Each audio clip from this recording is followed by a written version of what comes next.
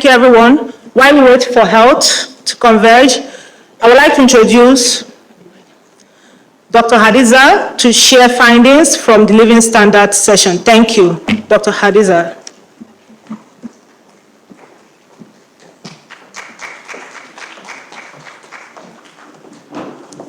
Thank you very much. I'm back again. I want to give a recap of what we actually discussed during the session on living standards. To start with, we had very intelligent, bright women on stage that really spoke. And one unique thing, I'm actually a woman also presenting on behalf of the ladies that gave us an insight from different sectors. So one of the things that stood out from the first speaker has to do with coherent planning. There is a gap there that we need to fill in, where the planning needs to be holistic. She spoke about how we need to integrate the real beneficiaries at the end of the day. She gave example with the project of pure water was shared to women. Kekena PEP is being decided by somebody to dish out to people to start a business. But at the end of the day, if there is no planning between all the stakeholders, the government, the beneficiaries, the private sector, then we will be working in disconnect. Then from the second speaker, the key outstanding thing has to do with sustainability. And it's not just sustainability, but sustainability plan. There needs to be a clear roadmap. There could be bridges that are broken along the line. But if we're unable to fix those bridges, we wouldn't be able to have some of these policies. We sit around the table, put in the policies, and then it's completely disintegrated into what the rural people are doing out there. The next has to do with integrating the 4-dimensional areas we spoke about, and that is where we had the lady from Agra speaking about how we need to look at the roads, which is transport, how we need to look into cold storage, which has to do with the energy. But one outstanding thing that I really liked during the session has to do with a definition that was clearly stated, that if we must eradicate poverty, mitigate insecurity, unlock their potential, that is the potential of the rural people, we really need to solve energy. And one thing that got crossing my mind, and if I look at all the solutions, there is one outstanding thing we spoke about. Solar was one of the things that kept popping up. Solar for cold chain, if we're talking in terms of food and nutrition, even if we had the best or the best yield in the world, so to say, post-harvest losses, we need to think about it. And how do we address issues around post-harvest losses? Sometimes you might not really have enough to even have those post-harvest losses. We still are struggling to get enough food to feed the populace. There are cases where farmers can even cultivate in excess. The question is, where do they keep it for the rainy days? So I think in a nutshell, there's need for us to work as a team from whatever sector you're coming from, and to also leverage on, we're talking about cheap sources. That is solar. If we can harness our solar system to produce energy, I think we'll do better. Thank you very much.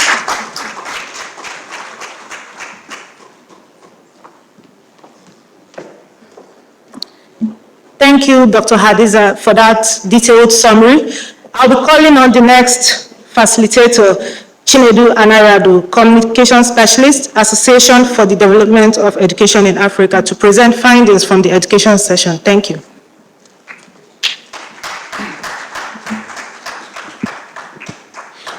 Thank you, moderator, and good afternoon, everyone. It's a pleasure to be here. I will be speaking to some of the conversations we had in the education session and human capital development in terms of some of the findings and reflections we had, and what we propose as a way forward. Essentially, the general consensus is that quality education is one of the best predictors of prosperity and success in life. And there is no better way to guarantee that by ensuring that we prioritize the question of leadership in education. But then we went into some other specifics referring to the education policy reform spectrum, what the country needs to reflect on and adopt as a way forward. First one is the question of financing education, including looking at alternative perspectives and aspects of education financing that will work for us. The consensus is that even in the face of recent aid pullbacks, that Nigeria has enough resources to be able to meet its education ambition. And the question is for us to then look to see how we can take more citizens' responsibility to call governors into the picture, local government authorities whose responsibility it is to finance basic education, but also focus on the federal government looking at its responsibility in the education spectrum. One of the things that came to light is that at the height of some of the oil price periods in our history, UBEC had access to something as close to $400 million annually to finance basic education.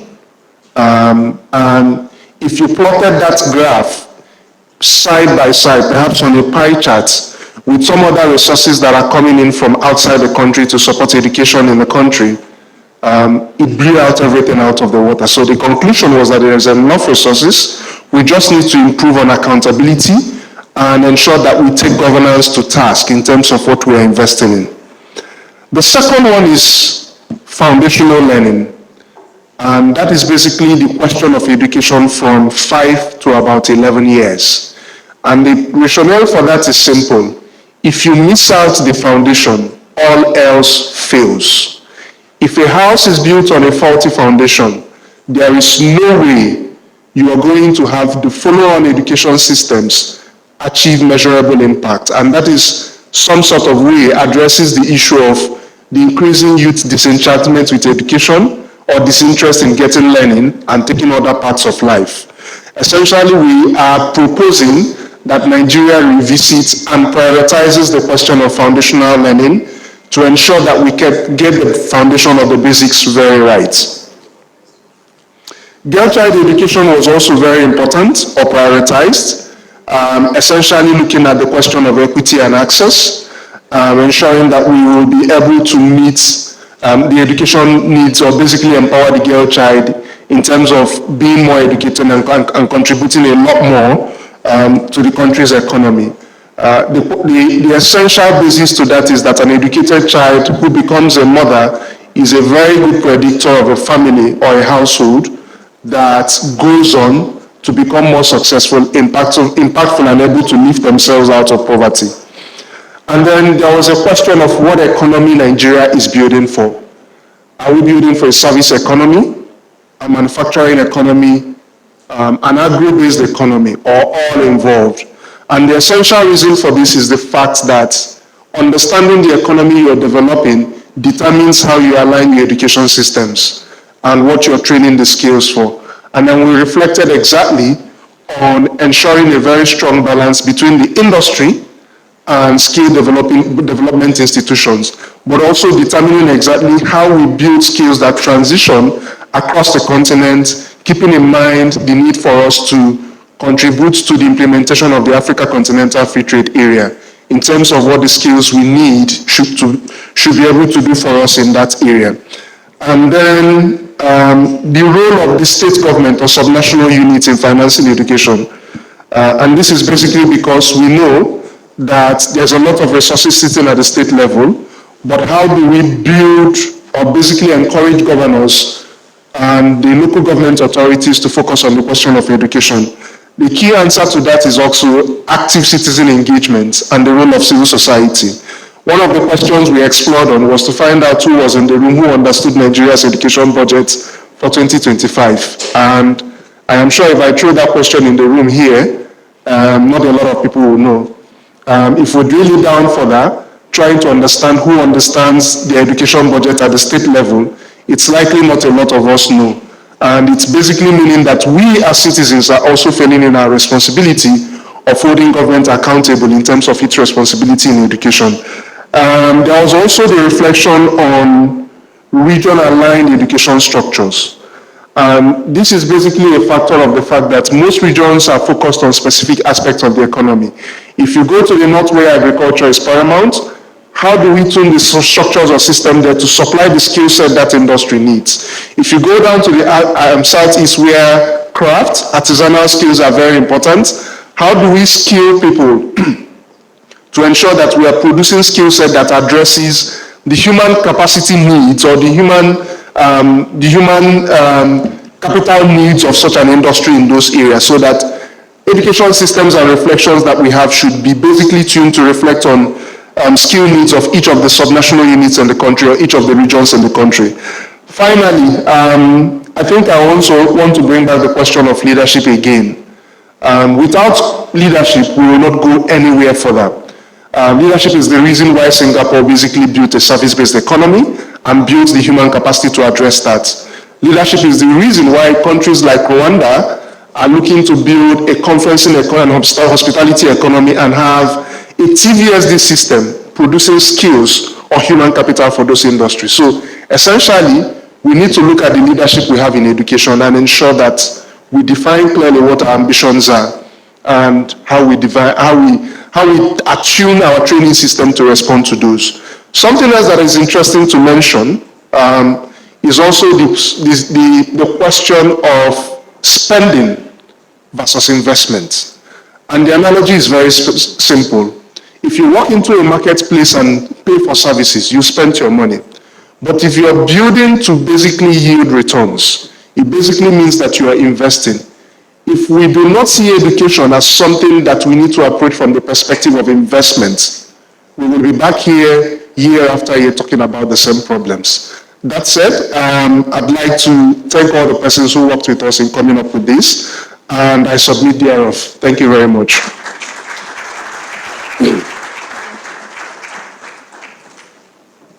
Thank you, Chinedu, for that very detailed presentation. You've succeeded in convincing us, as Nelson Mandela said, that education is the most powerful weapon with which we can use to change the world. So I'll be calling the next speaker from the health session, Dr. Francis Ayomo, postdoctoral researcher from the University of Oxford. Dr. Francis, thank you.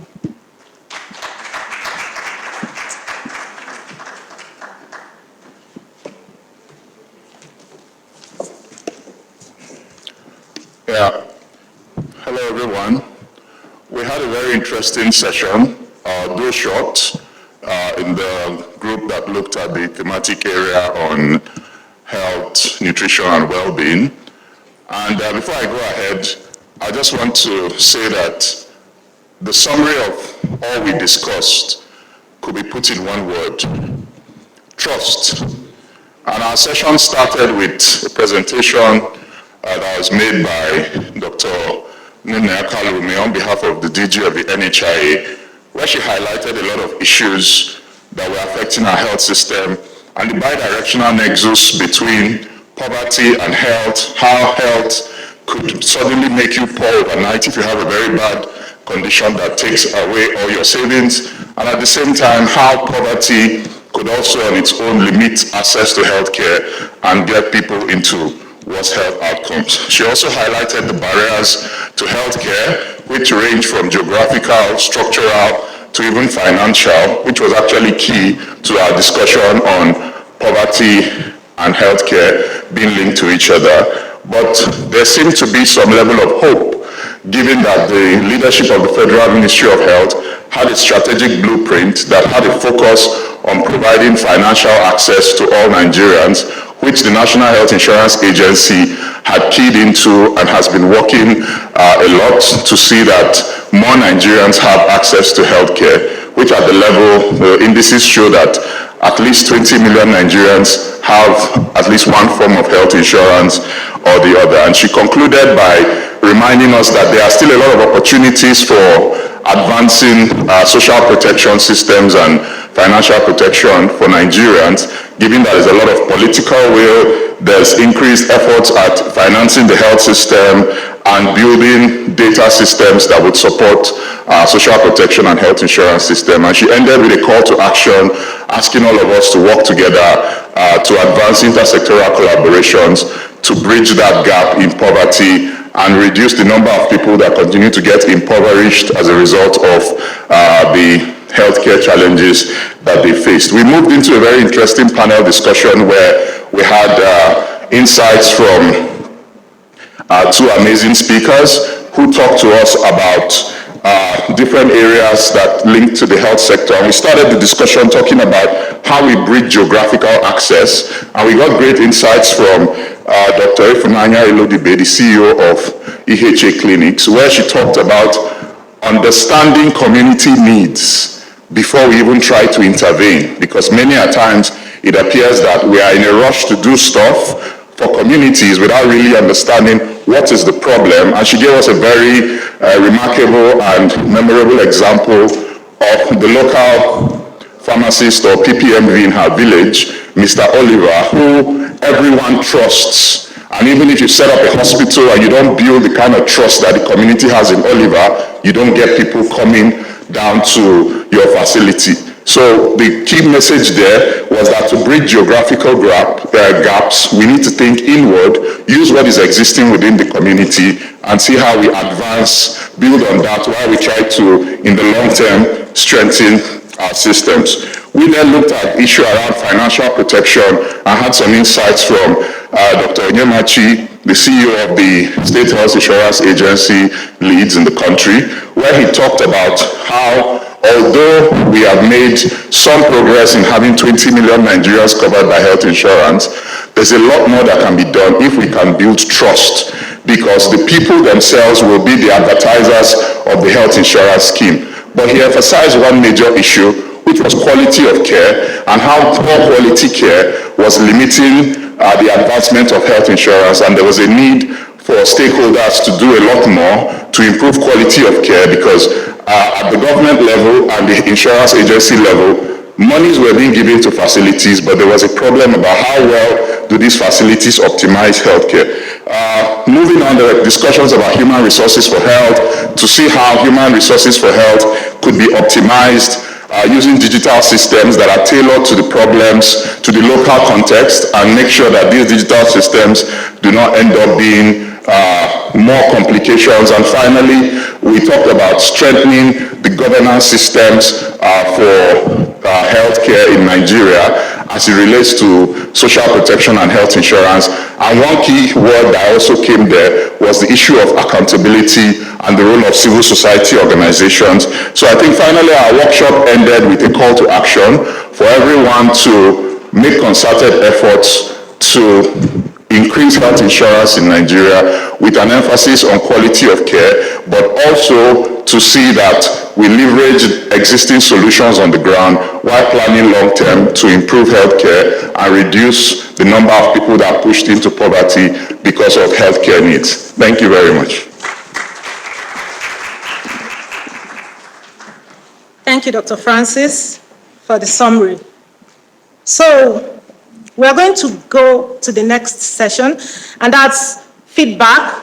We are going to seek insights, critiques, suggestions to every presentation. So I would like to introduce the people who would anchor those sessions. Dr. Fumi would be sitting in for the Living Standards session. Dr. Francis will be sitting in for the health session, and Chinedu Anarado will be sitting in for the education session. Thank you. So if, Dr. Francis, you would be coming back. So if I call your name, please just come to the stage so that we can. And how the session is going to work is that we would give opportunities for anybody from the audience to ask questions, comments. Because of time, we would like you to keep all questions to 1 minute, all comments 2 minutes. And then I'm going to leave the floor open for someone from the panel session to respond to your question. If anybody from the audience, if you have further insights, you can still share. So, ushers, please get ready to pass the mics around.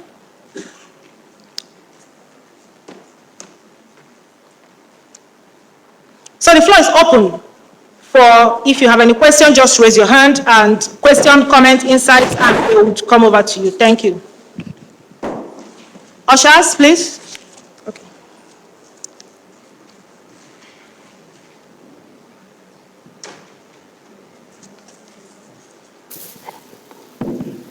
Okay, my name is Dennis Samson. I actually want to make a contribution earlier, then I'll just carry down my comment also. Someone made mention that energy is the basic of ending poverty. I think person representing RIA, which I agreed with her strongly. And I want to link that to agriculture. I also got that one reason why energy is important in the agricultural sector is because of post-harvest damages. So yesterday I went to a rural area market. My sister actually wants me to go in the evening because it will be cheap. So my suggestion earlier would be, why not have a communal storage center in each of those rural markets? Because these are people hit by poverty. A lot of them cannot afford the renewable energy to actually properly store these perishable products. So if we can have like a bank in each of these rural areas, I think it will go a long way. Thereby, any produce that is not sold out can be returned to the bank and withdrawn upon the next market. Thank you for that suggestion, the comments. Okay. Okay, so let's take a lady now. Ushers, please come to the front. Come to the front. Thank you very much. My first question goes to, sorry, I don't know, the first gentleman, the doctorate. Thank you. I find that you spoke about the gap in the medical industry, right? But something that is right there in front of us and we don't address specifically is medical negligence. It's right there, it's harvested lives, it's avoidable, and it's shameful. Are there measures, are we thinking of measures to, as a people, put in systems that make for accountability in these regards? And then the gentleman from the Education and Human Capital Development session, my question or my comment and question is this. I find that the countries that you referred to when you were giving examples of countries that have somehow rewired their economy are countries that have managed to look inward and tailor their curriculum to what their problems are. And they've done it in a way that is multifaceted. China, Singapore, Rwanda. I find also that the problem in Nigeria when it comes to education, one of the problems, if not the main problem, is that we haven't properly decolonized our curriculum. And if we haven't done that, whatever money we're investing in our curriculum is bad investment, because we keep churning out professionals that do not have a proper, what I would call the proper identity. A proper lawyer who is conscious of what lawyering in Africa and in Nigeria requires, and it's what the result, the end game should be. So shouldn't we be thinking of doing that bold step in Nigeria, going back to the beginning, taking that bold step to redesign our curriculum in a way that now promises to produce professionals that can render services that are relevant to us as Africans? Yeah. Thank you very much. Thank you very much for that question. So we'll leave the floor open. Dr. Francis, you will address first. And You should respond now. okay. All right. So you would take that. Let's take more questions. Okay, Victor, please, ushers.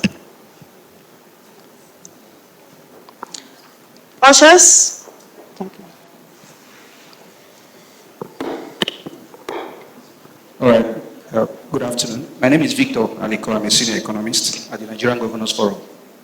I have 3 key contributions to make.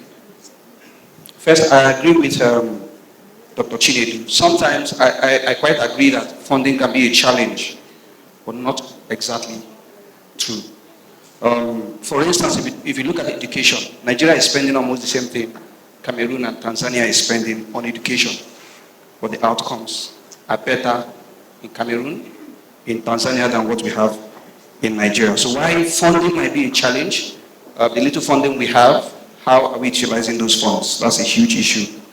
And then secondly, some persons have talked about accountability, M&E, which I agree, monitoring and evaluation is a key aspect of what we need to do. A lot of the programs you are seeing, for instance, at the subnationals are now program for results.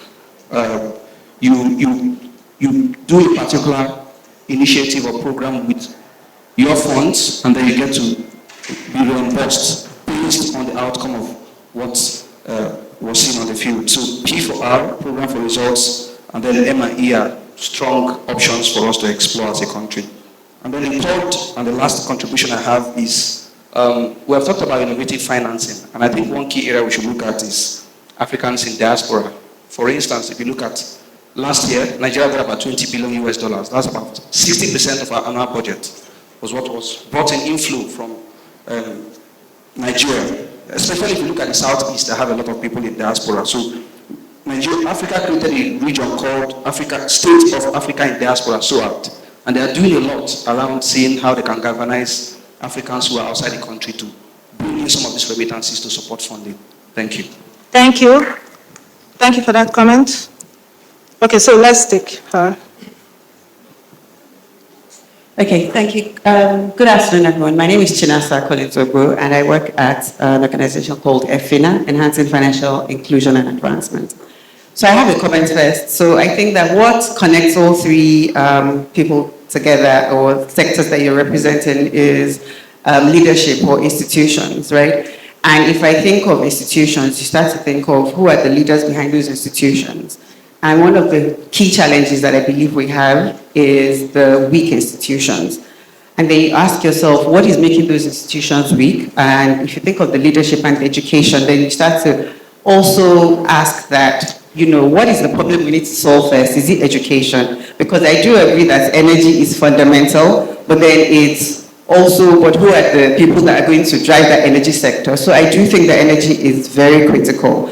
Or maybe it's actually that collaboration across all three areas that would ensure that everything sort of works together and we're not putting one ahead of the other. But the question is, we should come first. Collaboration truly the answer. Thank you. From the back, I can't see anyone. So please, let's go to the back. Ushers, please, the lady wearing white. Yes, thank you.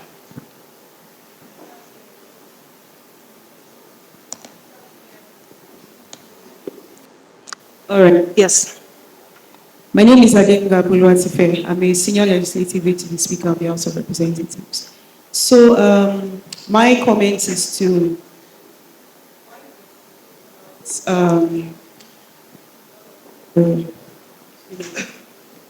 interventions from the workshop.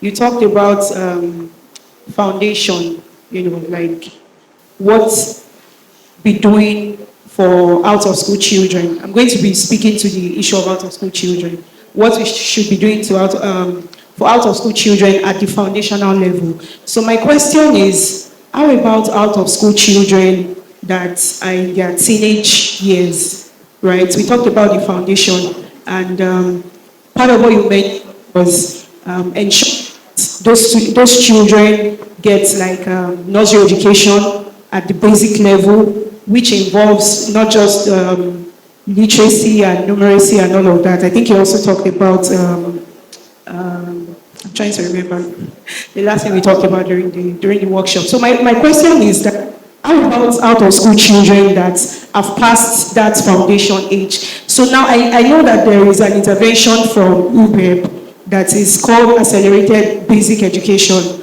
where education modules is like into 4 years as opposed to the 12 years of schooling that we know. So what other intervention can you propose for out-of-school children that are not necessarily at their foundational age right now?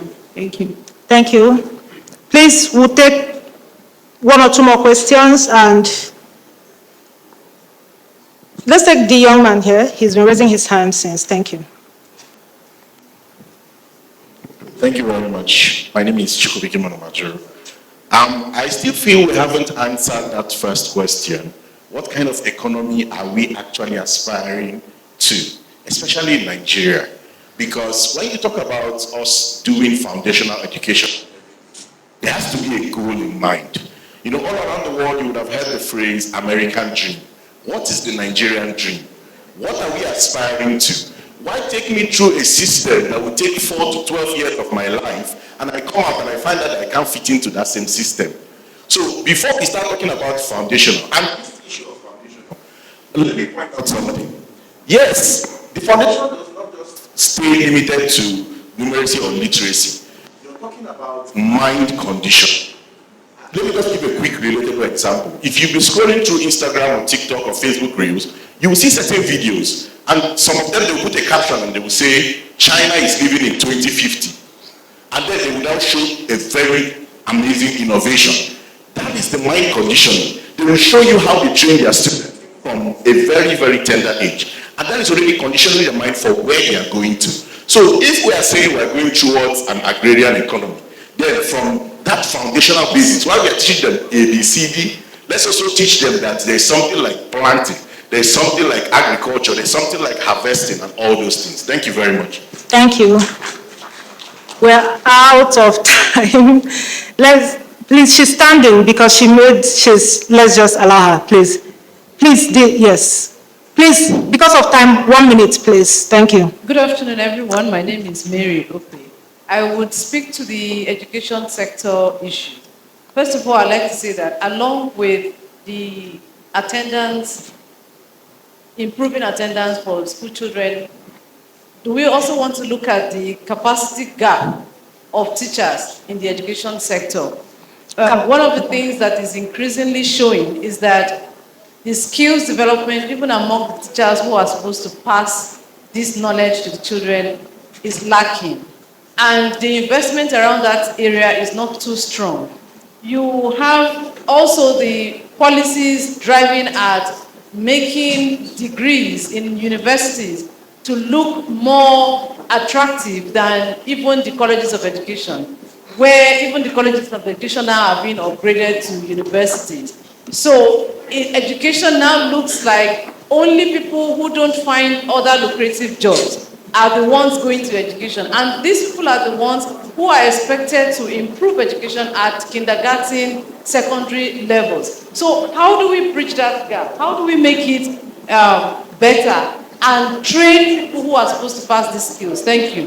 Thank you. So because of time, I'll quickly turn over to the...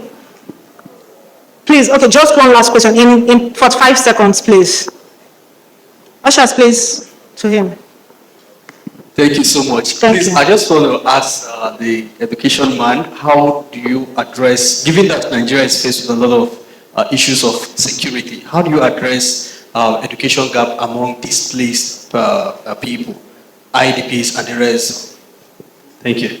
Thank you. So we'll turn over to the panel session. So we're going to lump it together. So Mr. Chinedu, we had questions about how do you bridge capacity gap for teachers? We had questions on how do you bridge access gap for kids who are above the age range for foundational education programs. And we had questions on how do you improve the value people place on education, and not seeing teaching as a second option, if I got all that right. But please feel free to respond to that, and if I missed any question on that, thank you. Yeah, thanks very much. And it gladdens my heart when I realize that education got most of the questions than health. It means that we have a bunch of people in the room who are now beginning to focus on what really counts.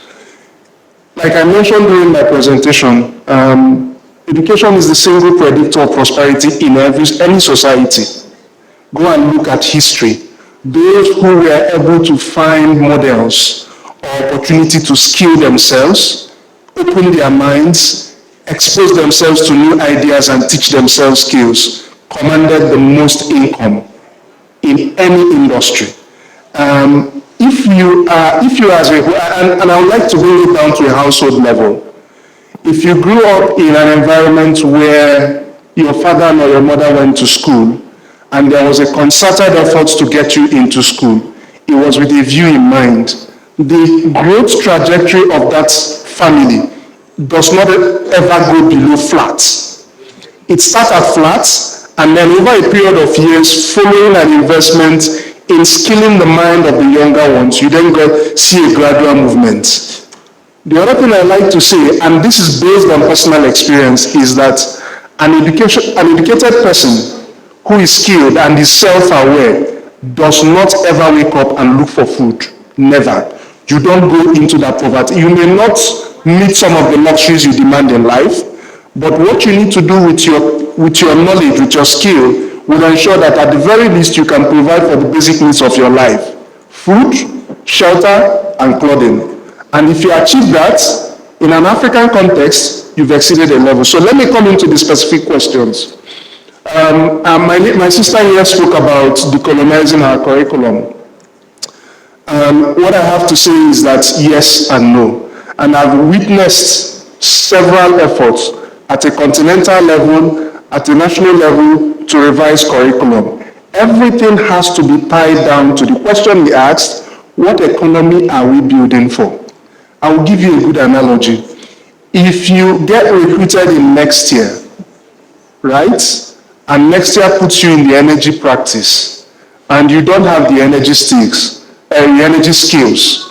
it basically means that a set of programs, trainings, or exposure will guide you towards grooming yourself to understand the energy market, the energy policy, and how to provide advisory that will ensure that the organization is able to stand its ground and basically claim authority in that space. That is the same aspect that we are demanding of Nigeria. If we want to grow a service economy, right? If you've paid attention to the news, for instance, America has basically increased the fee for H-1B visas. One of my initial projections is that business process outsourcing will grow. It basically means that anybody running back office for big corporations in America, sitting in Bangladesh or India, is about to make more money, providing skills for those organizations that can no longer afford to pay 100,000 per which H-1B applicants. So what am I saying essentially? If you want to grow the service industry, issues around customer service, issues around service delivery, issues around skills, technology, AI should be priority in your curriculum. If you want to grow in manufacturing, what are you doing with your technical colleges? Those of us who grew up in the 90s knew about government technical colleges. Where are they today? If you don't go back and rethink TVSD, it used to be technical and vocational education and training. Now, it is now technical vocational skills development. How do you get young people to produce toys? The smartphone I'm using was designed in California, but basically produced by high school dropouts in China and India. Is Nigeria preparing to produce low-level technology for its economy? You have the Africa Continental Free Trade Area, which basically means goods produced in Lagos or Aba or in Kano can move to Niger, from Maradi down to N'Djamena, find its way across Africa. If you are not optimizing your skill or education system to take advantage of these things, then you will not solve poverty. Because 200 million people need to eat. For them to eat, they need to find skills. For them to get those skills, they need to be trained in institutions and then exposed to the market where they can sell their goods or services or whatever. We've profited a lot from agriculture, but we've not gone past subsistence farming. We are speaking issues around... Thank you, Chinedu. Yeah. There's another question on foundational learning in terms of what are people who have passed those areas. TVSD is an opportunity, and what you could do is to ensure to introduce the foundational literacy, numeracy, and social-emotional learning skills when they are learning technical and getting skills side by side. And then also speaking to what the capacity gap in teachers. Fortunately, I'm involved in some sort of school leadership engagement activities across Africa, and there's a massive push to grow school leaders amongst our teachers. That is one way to do it. The other one is to looking at our post-service curriculum, improving it to reflect the current era, and teach those who are in service what to do to deliver education and learning using technology. It would have been good to have had the SSG here to speak to how they've been able to do that for the Smart School initiative that they are running in Enugu State. Thank you. Sorry, because of time, I'll have to cut you short, but this conversation will continue after this event. So because of time, I will skip the micro questions and just pose the broad level questions. You are saying education is the most important thing to attack. Somebody in the audience said energy. So what I want to pose to this audience today, and maybe I might give 1-2 person in the audience room to contribute, is this. What I've seen so far from this conversation is, 1, they need to define a vision. What kind of country do you want to be? And 2, how do we sequence priorities? What comes first? Should we do the scattershot reforms, which we know we have constraints with that. So I'll just allow Dr. Fumi first to speak, and then Dr. Francis will come over to you. Can you just speak broadly on how to sequence these priorities? Some people are making the case for energy, that's your session, and some people are saying education. Thank you. Thank you very much, and good afternoon, everyone. I do want to say that I'm not a doctor yet, but hopefully I'll get there someday, right? And I do. So when we're looking at the priorities and how to prioritize this, I think on our panel session, I think Madam Juliet made this point about how. First of all, it's systems design, right? So all these areas are kind of interrelated. Without access to energy, without access to quality housing, then you also can't take advantage of some opportunities, It affects your ability, the time that you spend reading, if you don't have power at home. So some of these things are interlinked, and it's actually systems design, that can get us here, right? Us thinking, holistically as, okay, how can this, because health impacts education, which impacts, this other sector, how can we all come together? And I believe that Jacob mentioned it this morning about how, the best outcomes comes from countries where you've been able to bring everybody together, and irrespective of your own particular focus, you force people to work together and design solutions that also build off each other. Thank you.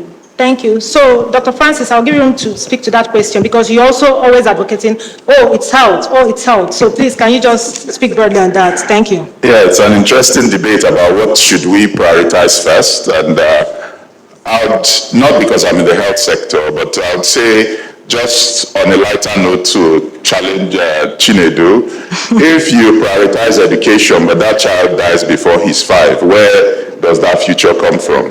So, because sometimes when we talk about health, we are thinking about healthcare only maybe on the adult level, but we know that Nigeria has one of the worst on the 5 maternal health indices in the world. So, I wouldn't say let's prioritize health at the expense of education, but that's why we have that thing about multisectoral collaboration, because these systems depend on each other. So I wouldn't vote against you, but I'd say let's vote for each other. But coming to the question about medical negligence, I'll respond to this from, being a medical doctor, I'll respond to it from 2 lenses, as a doctor and also as someone in the policy space. From the medical space, there are 2 angles to medical negligence. Yes, from what you see as an outsider, I agree that some doctors are careless and they are clearly negligent. But I would say, and I don't have the statistics clear, but just a guess, especially from the Nigerian context, within, call it secondary and tertiary settings, half of what we see on the outside as medical negligence is system failure, but we needed someone to take the fall, and the doctor is the one. If you watch on social media recently, there were instances where, I think there was one social media influencer who was annoyed that his mother in one of the hospitals in Lagos was refused access into the hospital because they said there was no hospital bed or whatever. And he was saying, how hard is it? This woman, but that is doctors trying to save their neck. Because once you take the woman in and you know that there are gaps in resources, you say they took my mother in, now she died. The story has changed. So it's easier for them to say, again, I'm not justifying their action, but There are a lot of system failures. You need a drug, you ask for it, the drug didn't come, the patient died. They say, aha, she died because of this drug that's just 20,000. But they didn't have that drug in the whole of Jalingo. So what does the doctor do? But we need a face for it. Now, coming from the policy side of things, how do we fix this? Yes, there should be a fall guy. Yes, we should have sanctions to discourage those that are truly negligent from being negligent, or for them to know that there are consequences when we take these actions. But that comes back to the issue around leadership and accountability and capacity strengthening. Who are the regulators? The MDCN, the Nursing Council, the Community Health Workers Registration Board.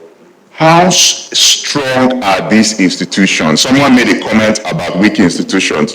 Again, I don't want to put any institution on the forefront, but when we go down and really look at the capacity, not just technical capacity, but numerical strength of the staff, and looking at the country or even at state level, then you will be honest with yourself that we are just joking if we're expecting that agency with that capacity, both numerically and technically, to really check the entire system. And I'll conclude with another angle that we always miss, which is why we try to get at doctors, nurses, community workers. Again, I know medical negligence, we always look at it from the tertiary point. It will amaze you to see what's happening in primary healthcare facilities and how maybe just trying to help community health workers, nurses, are doing things beyond their capacity and causing a lot of harm in some cases. Beyond the formal health sector, what happens to those quacks? Who is going to regulate them? How many of them have been prosecuted? So I know I'm answering your question with a question, but the answer is not clear-cut. We need to strengthen those institutions numerically and technically. We need to, yes, in cases that are very glaring, get a few scapegoats so that doctors and other health workers that are actually negligent should sit up and know that when they make such mistake, there are consequences. So we can go on and on this discussion, but I know for want of time, yes, I'll pause here and we can continue afterwards. Thank you. And like you said, this is the first stage of this conversation. So I'd like to call on Patrick to just shed more light on this conversation. Everything, there are a lot of reforms, there are a lot of things that needs to be done. He spoke on the tyranny of incremental reforms, just to shed more light on this in terms of how to go about designing that country we want and how to sequence its priorities. Patrick, over. Well, first of all, a round of applause for the panel. And also for everyone who joined the workshop sessions and contributed and all the questions and comments we've taken from the room. If I told you I had an answer to any of these questions, I'll be lying. If I had an answer, I'll put a big label on it and sell it to someone. Yeah? But there's something I know. One thing I know is that we have run out the clock on sequencing. The problem we face now, there's a point you get to, and you've got to do everything at the same time. We've gotten to the point, I was talking to one of the aides to the president, and he said every year we're adding 14 million people. So we've run out the clock. We've got to do big things now. Big, bold things. And if you look at, say, China, for instance, they knew they had a healthcare challenge. They knew they couldn't get enough doctors, and they used their barefoot doctors. These are barely trained people who could solve 50% of the problems you had in the rural communities. And then on the back of that, you can layer different things. So what we need, I think over the weekend, I gave a speech at the Global Equinox meeting. And, the title was What It Means to Be Human. And I titled it Beyond Conformity and the Confidence to Develop. What we need is confidence. Confidence that we can solve and we can end poverty. That you have confidence does not mean you figured out the answer. What it means is that you believe that this thing is solvable and that you're going to try different things until you figure it out. If we sat down and said, oh, how are we going to build a movie industry in Nigeria? Well, when they built it in Hollywood, first of all, they built the stages and then they raised the private equity, and some hungry people just decided, instead of dying, we can carry one small camera and begin to video people. They did it, they did living in bondage. People thought, come, well, this thing is serious. So, and today it's the one of the top 3 fastest growing movie industries in the world.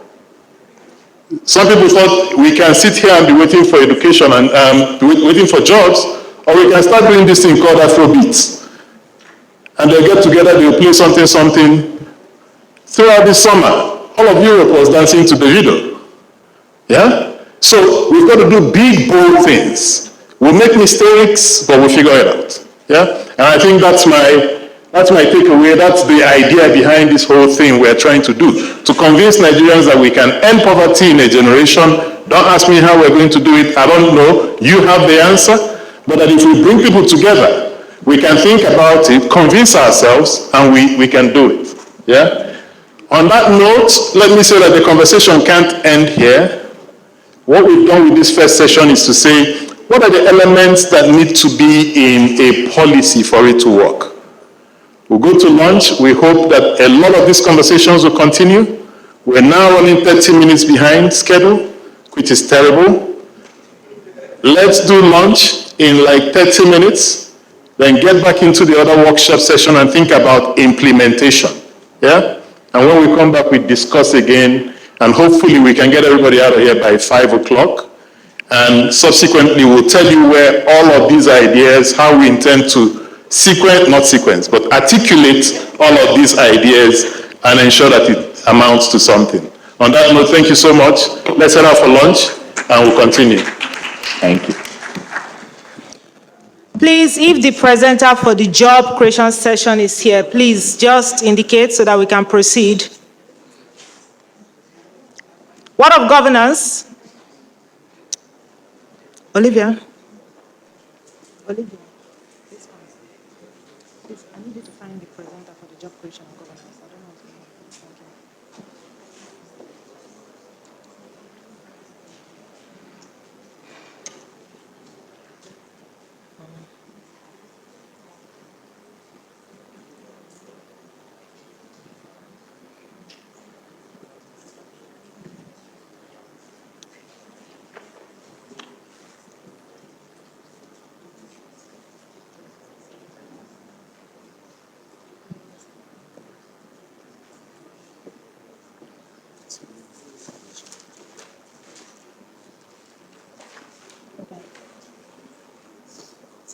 Okay, I'm just waiting for the 2 sessions to present. Okay. So, after this plenary, we are supposed to go for coffee break, but I'll crave your indulgence. We'll just complete the program so that after the program, we can eat, dine, and marry to whatever extent we want. So while we wait for the presenters from the job creation and governance sessions, we would proceed because of time. So I would like to call on the presenter. I would like to call on the presenter for the social protection session, who would to please come up and share the key insights from your session for the audience.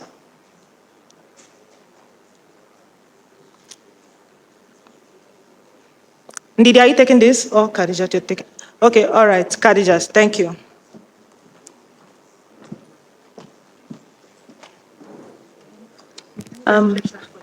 Okay. Yeah, I will read my notes.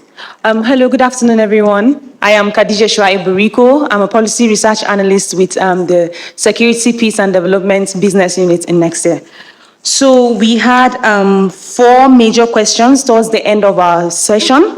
And the first one was on the resource requirements for social safety net program implementations in Nigeria. The first major point that was discussed was on funding, how we need to give more allocations to our funding for programming in the country. Then we talked about letting corporations and also the private sectors into program implementations.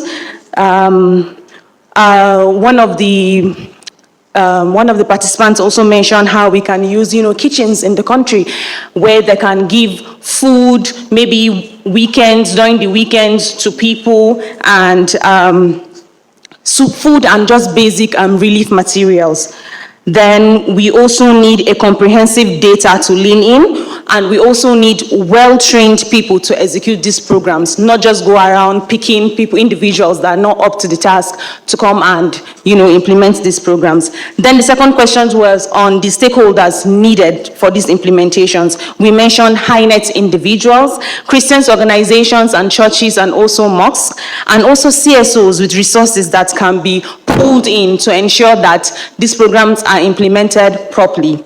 Then the barriers to adoption of programs. Politicization of programs is one of the major barriers that we face in Nigeria, because we see communities complaining.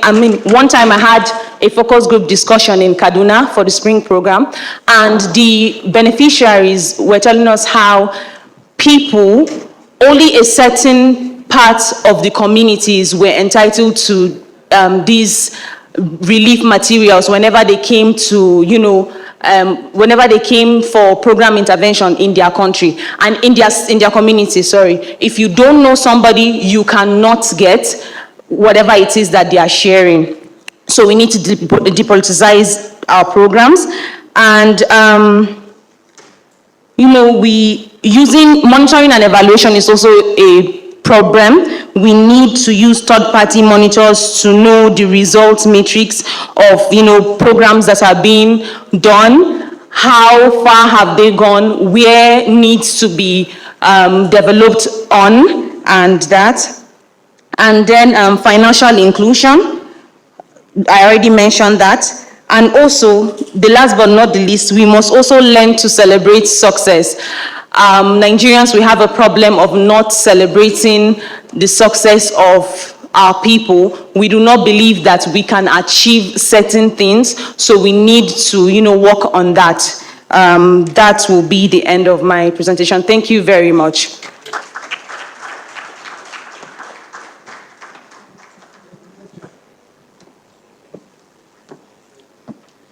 Thank you, Khadijat, for that excellent summary. I'll be introducing the presenter for the governance session, Khalil, to please come forward. Thank you, and share findings. Thank you.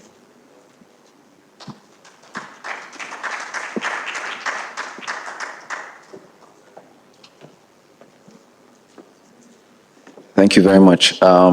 So we're coming from the governance, data, and policy implementation side, discussion, where we sat down and analyzed a few things. First of all, there was a presentation.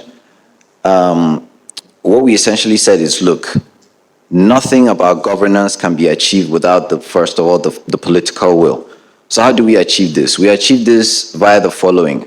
There has to be some sort of federal development plan.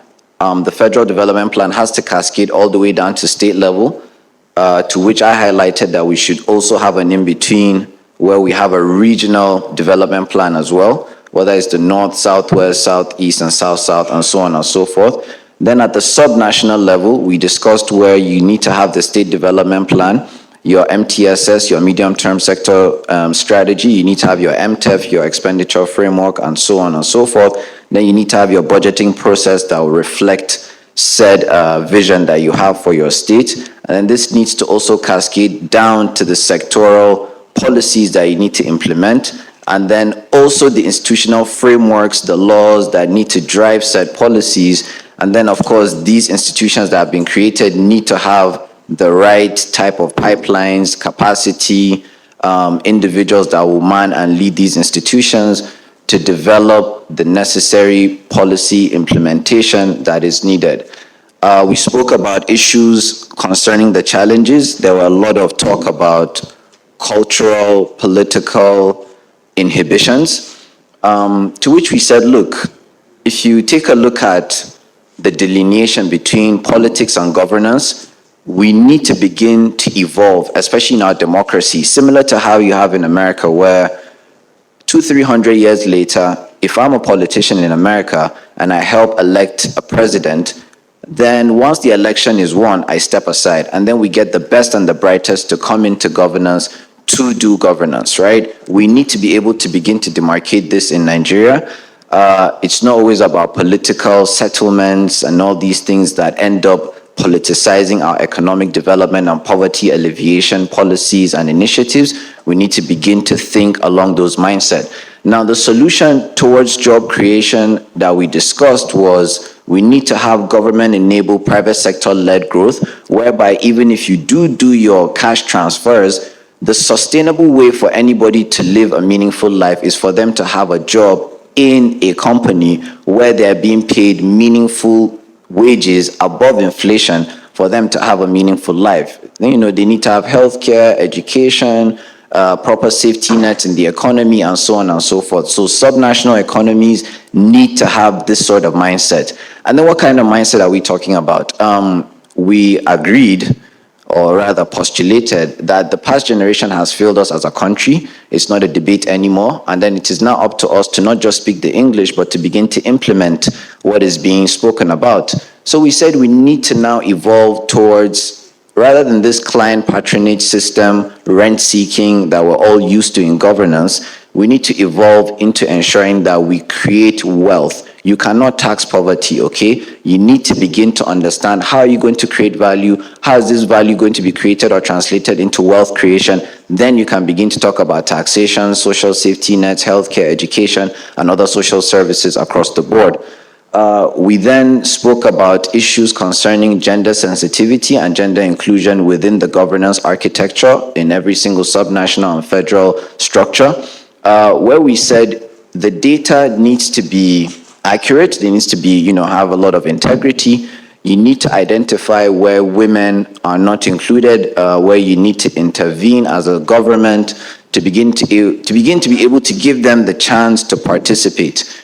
There were discussions around it being a merit-based system, so equality of opportunity, or quota-based system, which is an equality of outcome debate. Either way, women do need to be involved and put into the economy, because they do build more wealth than the men, statistically speaking, and so on and so forth. I don't know if I've covered everything. I think we also spoke about data. Yes, data. Everybody needs to begin to think along the lines of having proper data within their state government. State bureaus of statistics need to have the right capacity. They need to collect the right amount of data. They need to be able to build their state statistical systems. These systems, or the data being collated, is what will now be used to intervene or make plans in an evidence-based policy regime or framework within your state governments. Failure to do so, of course, will lead to where you have these issues of people politicizing poverty, you not intervening in the right places, people trying to build things or give client patronage, things to their own. If I was a governor, I'll now go to my local government and just say, this is the area I'm going to intervene in, and that's it, end of the story. So we need to begin to be thinking holistically. We live in a complex dynamic systems and adaptive systems, so we need to be able to think holistically, have proper poverty alleviation schemes, ensure that we're growing the economy, building wealth, but then this is going to have to be an inclusive growth strategy whereby we're including youth, vulnerable groups, and especially the women. Thank you very much, and I hope we have highlighted what we discussed. Thank you.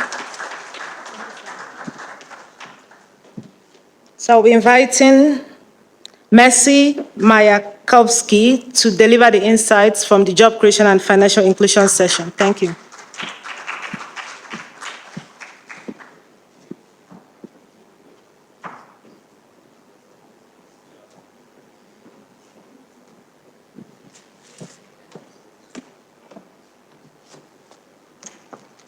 Hello, good afternoon, everyone.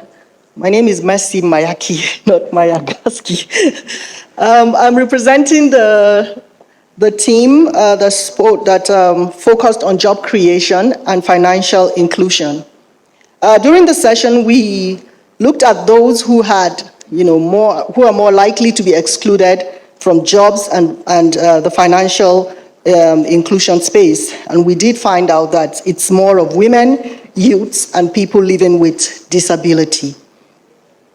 In terms of key challenges to job creation and financial inclusion, we discovered that credit access was one of them, skills to be able to create jobs or to participate in the formal job sector was also a key issue. And then there was also the challenge of, business growth, market expansion, which hinders the opportunities that are out there for the people who are excluded. We discussed how to overcome employment barriers, and these are a few of the key takeaways that we discussed. One, there's a need to support entrepreneurs, do more to support them. And this support is not only at training level. So in our environment, you find a lot of things around, just train the entrepreneurs and then you go. And sometimes you find institutions or governments, at different levels, reporting that, yeah, they trained 1 million young people. But yeah, after the 2 or 3 day training program, what happens? You send them back home, they sit at home, and they do nothing. So there's a lot that we need to do to sort of kickstart them, put them on a path to starting a business venture and provide that support that they need to succeed. Now, beyond the technical skills, we also discussed the need for a mindset change and for other kinds of soft skills that they need to negotiate or to engage in the business space. We also discussed access to markets. There's a need to support people who are excluded to access markets within their localities, but also even looking beyond our country at the moment, especially with the African Free Trade Agreements. It opens up new markets that we can support people to tap into. Then we discussed the need for localized solutions. Sometimes you find policymakers, copying and pasting solutions, things that have worked in countries similar to ours. I sometimes say that, yes, other developing countries, we might have a lot of similarities, but there's a lot of difference. Even within Africa, like Nigeria is very, very different. And so there's a need for customized solutions, locally led, locally built solutions for local problems. And we also discussed the need to bring people more into the formal sector, sort of formalize some of the informal sector players. But while doing that, it's also good to still continue to support them, even if they are not ready to move into the formal sector. And we talked about financial inclusion as well, because it's critical. And we discussed the need to look beyond just account opening. So you can get someone open an account and you think that that's financial inclusion, but it goes beyond that. There are many other financial products and services that these people need to access to be able to succeed, like insurance and other forms of opportunities and products. And we discussed the need for favorable policies and concluded that this problem is a systemic one. It's one that cannot be solved by only one player, and so there's a need for everyone to work together, to collaborate, to develop the solutions that are needed to improve the job market and to promote financial inclusion in Nigeria. Thank you. Yes, I don't know this. So I would like to call on for each of the sessions, the people who are going to represent them to come on stage so that you can address questions. For social protection, we have Engineer Omar Bindi. Please, let's encourage him. For governance, we have, I think, Mr. Khalil, right? Yes. Yes, Mr. Khalil, yes. Thank you. Sorry, sir. Sorry. For job creation, who is your representative?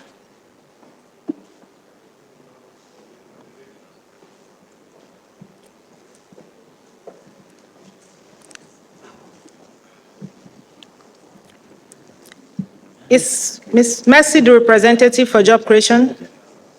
Okay, Chinasa. I can't hear a name. Job creation, you don't want to be represented? Okay, thank you. Thank you.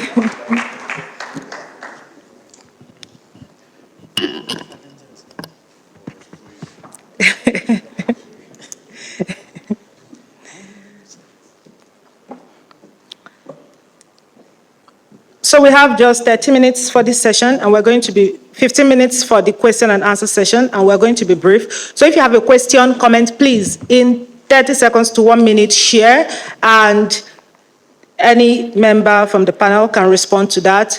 in some instances, we might also allow somebody from the audience to announce. So please, just let's, okay, ushers, please, the sir with the red hat, red cap. Mine is just a straight question, governance team. Why would you suggest a national development plan, regional feeding and state feeding and government feeding? Why didn't you suggest the other way around? Instead of cascading, Okay, maybe we just take the questions and then you address. Okay, so second question.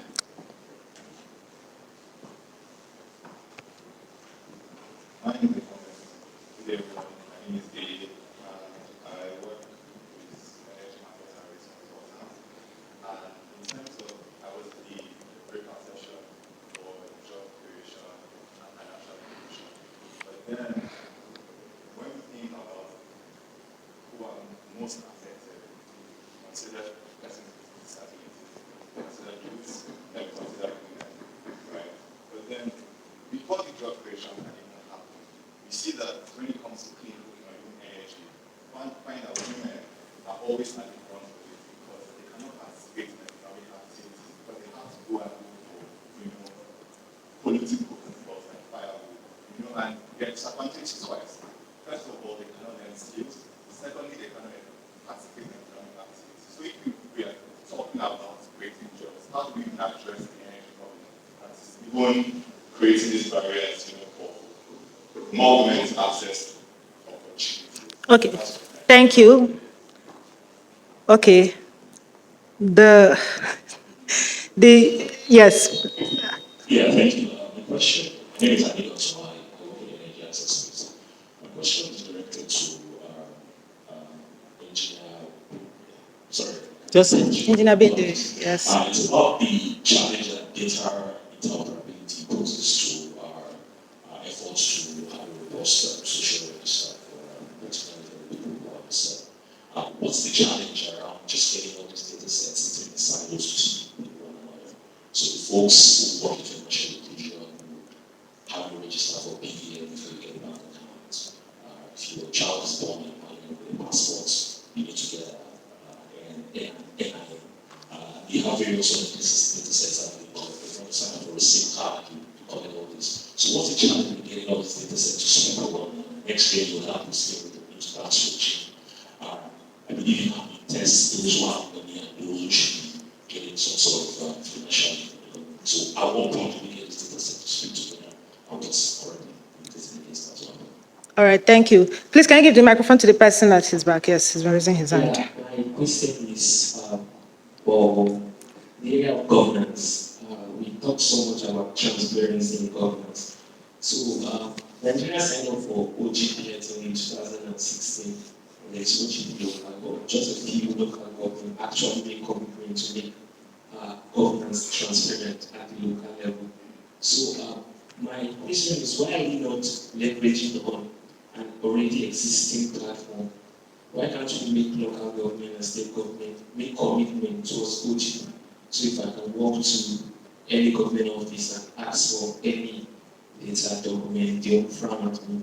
Why can't we leverage on that so we can improve on our transparency? Okay, thank you. Okay, please give the usher to the man at the back, yes. The microphone, sorry. Ibrahim Kuba is my name. Question. Simple question, please. 2023, there was an A to F report by FINA that speaks about financial inclusion status sitting at about 6%, even though there was a target of 5% at the end of 2024. My question is, how does this translate empirically to the standard of living of undeserved communities, underserved communities? Correct. Thank you. Please let the First Lady speak. Yes, thank you. Okay, thank you so much. My comments, more comment is to engineer, and I must admit I came here very jaded about social safety nets that we had. This is the first time I've been convinced otherwise, that especially cash and transfers. So how are you using storytelling? And I think I should rephrase that because storytelling matters to me. Stories can change always changing what they can. So how are you leveraging storytelling to see how we can bring more people to understand what the social safety nets are in the first place? Because people will tend to always have problems with what they don't know. So I am a storyteller. My name is Robert, so I'm happy to tell stories because my perspective has been changed. But I think there's a lot that needs to be done with storytelling to improve how people understand the social safety nets that we have. Thank you. Thank you. The importance of storytelling. Let's take, are you raising your hand? Be bold, yes. The lady there, yes.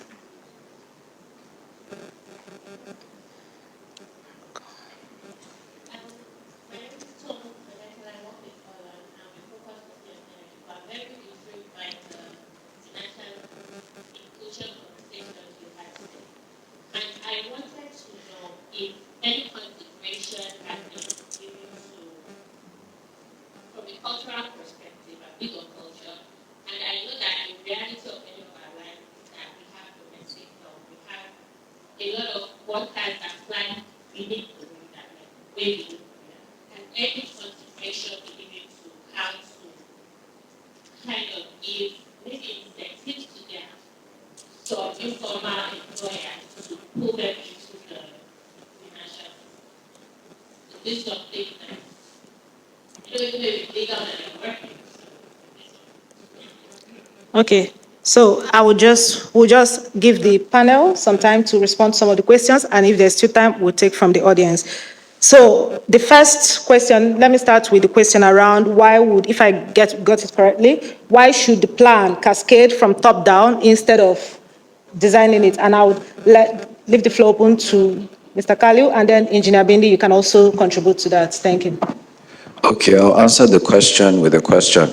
Would you allow your 6-year-old child to make plans for the family? I agree it's not the same. So let me continue. You cannot say, everybody likes to talk about grassroots level or from the bottom up, etc., until you go to the grassroots.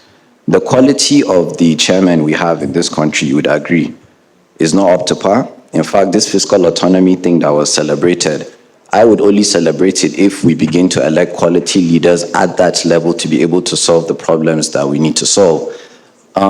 We are living in a federalist structure. Let me explain this. You elect a president to give you a national vision. You elect him because you believe in his vision or her vision one day, and then you elect a governor because you believe in the vision that is going to take your subnational. Now, it could be a chairman. I am elected because they feel I'm going to take this local government to the next level and so on. Now, there's nothing wrong in saying there's a national vision. Let's say we want to be a knowledge-based economy. Of course, there will be nuances in a country where you have 200 million people. If we want to become a knowledge-based economy, everybody else has his own comparative advantage. If my comparative advantage as a subnational, maybe in Katsina, is for us to provide the human capital to feed into this knowledge-based economy, so be it. If, let's say, an Imo State is the one that will be able to produce the fiber optic cables, so be it. How do you key into this national vision? Then you come down to a subnational level. We have a subnational vision that we want to be the next human capital development, whatever, for the knowledge-based economy. Then you cascade down to the local government level. The chairman in Bakori local government says that, you know what, we're the ones that will provide the central hub in Zone 3 in Katsina State for this said knowledge-based economy in line with the subnational, in line with the national, in line with the SDGs, and so on and so forth. I don't see any contradiction in it. I feel like the whole thing that you're talking about, the logic of it being from the grassroots, is bi-directional, but it's still coherent within the logic of saying that you have a national, subnational vision and a local government vision, and all of them will not be contradicting each other, and they're all in line with themselves. That's how I see it. Thank you for that. Engineer Bindi, please, could you share your contributions? Yeah, thank you very much. You know, initially he said, all the people have spoiled Nigeria, so you should shove them to one side. So here I am sitting with him. And but anyway, so I will answer this question the other way around. I was secretary to the government in Adamawa State. I went there as a professor of engineering. Actually, I was not a politician. I was just crafted because I was a civil servant, also a technocrat, and they believed that I could help because of my record. So I went. I'm just telling in line with practically. So I asked the governor, Your Excellency, sir, you know I was not part of your politics. Where is your development plan so that I can decode that into programs and projects? He said, you see, this is how you people behave. Since when they chose you, I complained that you will bring this academic wada to us. I said, okay, sir. I understood. I said, okay, sir, because they didn't have one. So I said, sir, I know politicians, they meet in the middle of the night, scheming on how to chop money and so on and so forth. So why don't you call the party people, your commissioners, sit in the government house and just argue about what you want to do with Adamawa State? I will sit by the side, I will document it, I will develop a program out of it. He said, please don't disturb my life. We have something to do. Anyway, so I decided, you know, most of these interventions that World Bank does, UNDP and all this, they have, offices that they support. These offices are supported properly. The staff there are trained, they are paid well, they have vehicles, they give them allowances, they are better off than the traditional civil servants. So I pulled all of them because they know this evidence-based thing. And I said to them that we are going to produce a development plan for Adamawa State. They said, okay. So they were excited. You cannot believe it, in 3 months, we developed a 600-page development plan for Adamawa State. And I went to the governor with the printout of the draft. I said, Your Excellency, sir, you have written a book. He said, what book? I said, this is it, sir. So he opened, he saw agriculture, industry, blah, blah, sir. I said, when did you do this? I said, sir, I asked you. Without this, there is no direction. We're blind people. And we will just continue crashing. And I can tell you that was how he said, we need to launch this. So now the politics switches over. So he wants to take credit. In fact, I put the forward, the author's page, as his page. I wrote him the author's page. I put his name there. I said, sign here, sir. It's your book. So he signed it. Now, what I'm trying to say is that if you do top to bottom, you will lose details. The only challenge, starting it from the bottom to the top, is capacity. Capacity is the key. Human resource, I keep saying, are just numbers. But human capital is the quality people that has something to offer. At local government, these people does not exist. So if you wait for local governments to plan and give you a document, you will wait forever. But that is where the problem is. So somehow at the state level, you have to mimic this efficiency, influence the local government, and decode the state level and scatter it into different local government areas. Now, the federal does not have an agenda to bring the state development plans to define the national development plan. This, I thought, should have been the subject matter of the Economic Council. Governors sit there. The vice president is the chair.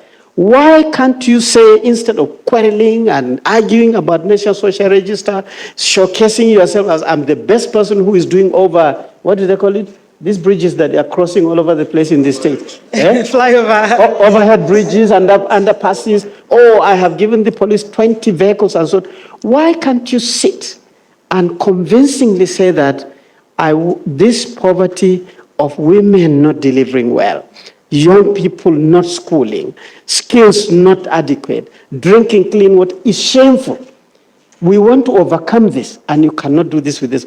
This is the gap in our country. So next year, like a professional body should bargain for this.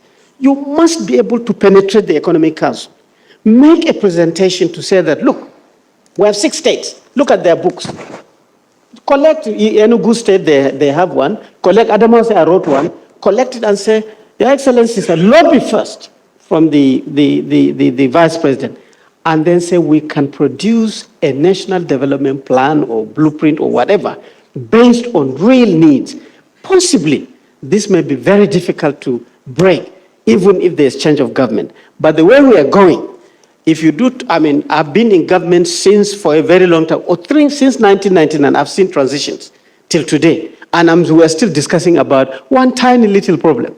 which is a disgusting problem, poverty. I have been part of all the poverty programs. I can tell you why they fail.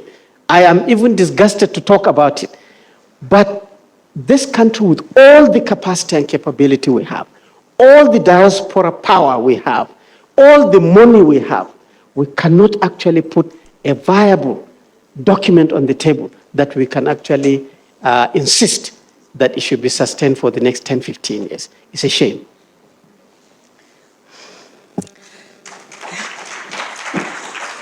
So should we end now? So thank Engineer. Thank Engineer Bindi for that passionate, detailed explanation. Chinasa, we're going to ask you, there are questions around how do you drive inclusion for women, disabled people, just especially around financial inclusion, and what are the innovative ways to do that.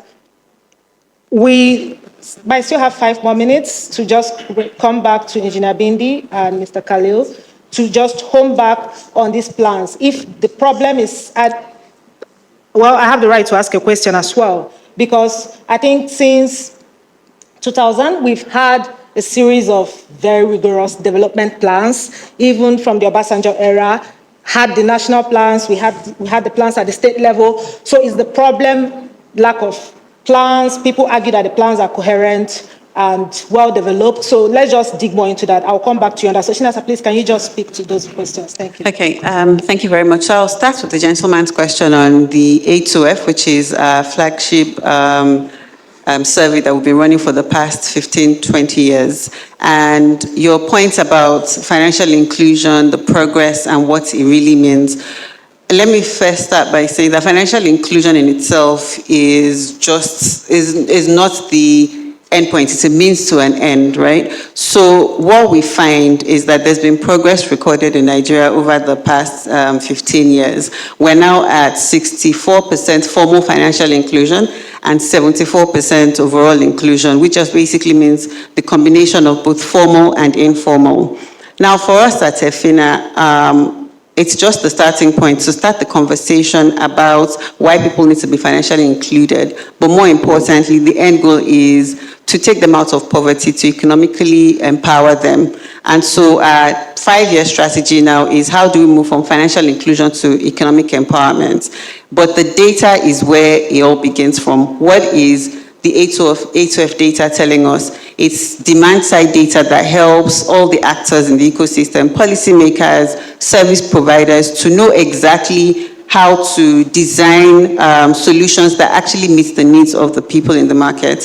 For policymakers to formulate policies that is inclusive, because the demand-side data highlights the gaps. It also shows the progress that we're making and how slow we are at making that progress. So you mentioned 95% at 2024, and we're still really and that's full inclusion, but we're still at 74%, so it's still a long way to go. That goal has now changed for us personally to 80% realistically by 2030. So our role is to continue to use data to create the evidence about the work that needs to be done by different actors to ensure that we're able to actually drive the inclusion targets we have in a meaningful and impactful way.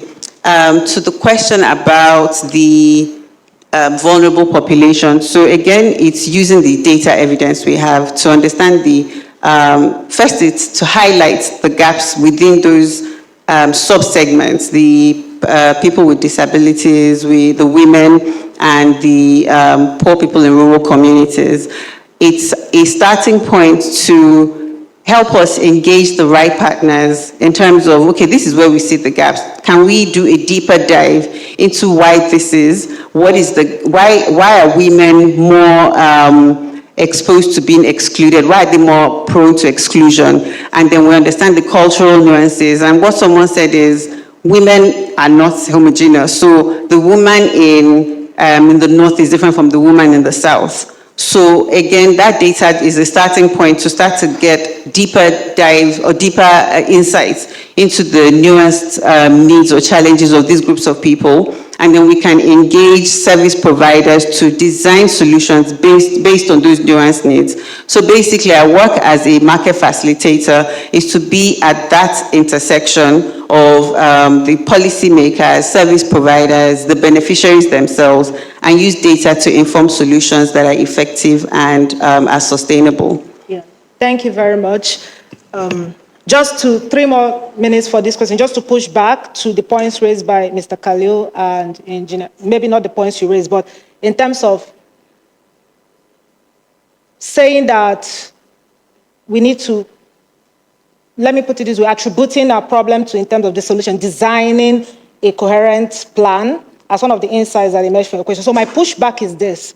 We all, across all government administrations, we've all had these plans, both at the national level and at the state level. So is the problem not having these plans? Can you just throw more light into that? Maybe Engineer Bindi, you can start. I prefer my son to start. Okay, so Mr. Khalil can start. Okay. First of all, apologies if you feel slighted on the generational discussion. Honestly, it's just an evidence-based comment. And like you mentioned, since 2000, you've been involved in a lot of these things, and you can actually tell us why it failed. So hopefully we can take on why it failed and begin to implement such failure, prescriptions. It could also feed into the development plans that we want to do as to why this failed in 2000 and why we can implement. Now, on your pushback, I think in terms of, I want to think about it before my father, could you repeat the question? Let me fully internalize this. One of the insights was the need to develop plan at the national, regional, state, coordination framework. We've had that, at least since return to civilian rule. We've had that. We've also had plans, like during the Obasanjo era, the needs, the seeds, the leads. Okay. So is the problem the absence of a good plan? Because people argue that we have that. So I'm just pushing back. If the insight from your session is that this is what we need to have, I'm pushing back that we have that. So what's the problem? You see, this is why I'm not trying to think and talk. I want to really think about what I want to say. Okay. First of all, we started a debate recently about a Northern Nigeria Economic Development Master Plan. And the first pushback we got was this. There already is a plan. I read the plan. It read like a textbook. And no offense to anybody that wrote that plan. But what I mean is it was not a comprehensive plan of action. It didn't have an implementation framework, no accountability framework, and so on. It really read like a textbook. So we said we're going to start from the ground up, an actual development plan that is implementable, that anybody can pick up. You see, when you do a plan, you're not doing it because the current realities mean that it will be implementable. What if one day you do get that leader that is actually visionary and can be able to implement it? Those are the days and the administrations that we're planning for. That is one. Because political will is everything, right? If I am a very good governor in a state, and like I said, God forbid for me to be a governor, and I hope this won't bite me in the future when I say it, is, look, I pick up this plan, I dust it up, I integrate it into whatever, intertemporal time that I'm serving in terms of the times that we live in, brush it up, update it, compile it, and then go and implement it. So you're right. But don't stay and say that we have had so many plans. Is it the plan or the implementation? It is both. Okay. Thank you. Engineer, did you want to add briefly to that? Or? Okay. I think I saw people looking at their watches, wanting to have their coffee. I like keynote speeches. When I get invited, you get 1 hour, you just say whatever you want. But anyway, you see, I will put it together with the question of that young man on robustness of data. You see, our country, we have data phobia because we just don't trust ourselves. We don't like to be investigated using, not investigated, but to have data. Now, have you imagined that the election people collect information about us, our fingerprints, everything, because over 18 you have to vote. They're busy collecting everything. Population Commission is collecting exactly the same thing. Then the people who are giving us passports, everybody here must have traveled. They are collecting the same information. Then the telephones we have, if you have 3 lines, they're collected 3 times, right? So it's all data, biometric, but till today, Nigeria does not have data about Nigerians. So this is how we are. Still, armed robbers can call and kill people and collect money. We don't know where the people are. It's all data. I can tell you this poverty can die in 1 year if the data is solid. I will conclude, sorry, Patrick, but I'll take you 1 minute. Again, I take you back to SSG. You see, when you're talking about private sector, you think you're talking about Nestle, Cadbury, Ricket Benkiza, Dangote, and so on. My mother was private sector. She was not governmental. She knew how to smoke fish. She could fry puff-puff. She could make yogurt. Very skillful woman. But because she doesn't have an account, she has no business, you have kicked her out. She is not private sector. The thing to do about poverty eradication is to recognize this. This is the largest pool of participants in our economy. They feed us. Today, they fed us with their pomo and everything. You get what? There's no factory producing pomo. All of us ate it. The goat pepper soup. No, there's no factory. So it's to identify this. So in other words, I said to the governor, sir, I want to float out a microcredit of 30,000 naira per woman. He said, what for? So I explained to him. So I spent the whole thing. I went without asking 1 kobo from him. I documented all the market days. You know our own. This village is on Friday, that village is on Thursday. I documented all that. It is only on market days that you will see what the local people produce. So you see their wrapper, you see their periwinkle, that is market day. I can tell you, I documented all these products, the whole thing in a database, and I designed a microcredit package targeting exactly what the people do. So I took it. I defended the project. I followed all the public service. I got 500 million. I said, if I give 30,000 naira, 50 million, I will use it for the logistic. 450, I will get 1,500 beneficiaries, 15,000 beneficiaries. I wrote a memo for the money to be moved into the project. That was when the chief of staff saw the memo with the governor. He looked at it and said, this professor came here because we didn't go to school. Before we knew, he's going to get 500 million naira, and we're sitting here. Is it River Benue we have come to see in government? So they went and met the governor, abused his father, and annoyed him, saying that it is impossible. It's either us or Dr. Bindin. Otherwise, next election, you will not win. That was the end of the project. Thank you very much. Thank you, sir. So thank you. Let's appreciate our panel sessions. Yes. So we'll quickly, thank you all for your time. We'll quickly run through all the insights we've gathered for today. And after that, Emeka Okubara would be up here to deliver his closing remarks, and that will be the end. We can go and dine and marry. So you can sit here and we just round up. Thank you. Or you can go back to whichever you prefer. So, sir, you can. Okay, so let me just run through, recap everything for the session, then we can do that. Okay, thank you. So thank you, everyone. Ending poverty in Nigeria. Bold title, but it's not impossible. It's bold, but not impossible. It's this boldness that has brought all of us here together to really have this conversation. From the first panel session on addressing poverty in Nigeria, we sort of learned, we tried to understand Nigeria's poverty challenge and its dimensions. We understood the problems with data, design. After that, we proceeded with the workshop sessions to understand how to design effective policy solutions for addressing poverty. And some of the key insights that came out from that, the whole session is, 1, the need to design a clear vision and statement of what kind of country we want and who do we need to be, because that becomes the building block for designing all interventions. The second idea that emerged from that session is the need to really have a way of targeting reforms.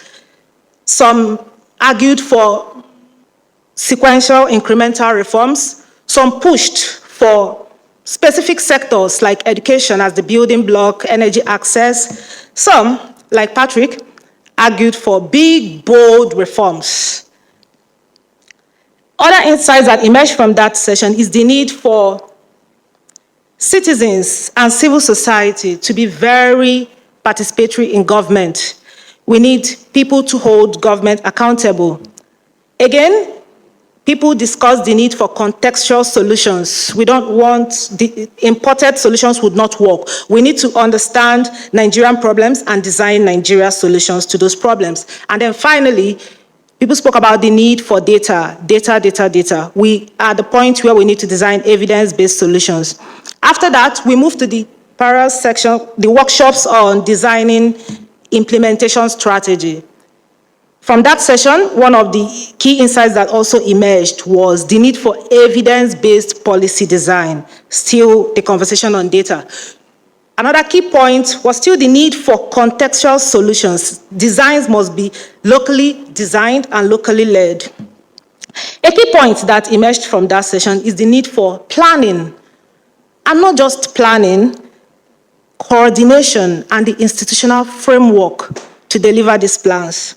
We've heard from this session where some people argued for the top-down method, some argued for the bottom-up method. Both have their merits and demerits. Top-down plan, you lose details. Bottom-up plan, we have capacity constraints. Ladies and gentlemen, we can't explore all these questions today. What this forum aims to achieve is first, to be the first step in a series of activities, conversations about this critical question of how to end poverty in Nigeria. Margaret Mead once said, "Never doubt that a group of passionate people can change the world. Indeed, it's the only thing that ever has." We are that group of passionate people today. We implore you, this conversation would not end today. We are going to distill more detailed insights from everything we've discussed today, share with everyone, invite you to critique, provide insights. We're also going to have a series of post-event webinars that will dive deeper into the key sectors and questions we've raised today. We're also going to have post-event engagements with the different stakeholders who are participating here. We have people who are participating online. We also have people who are not able to be here, but who want to see the insights from these sessions.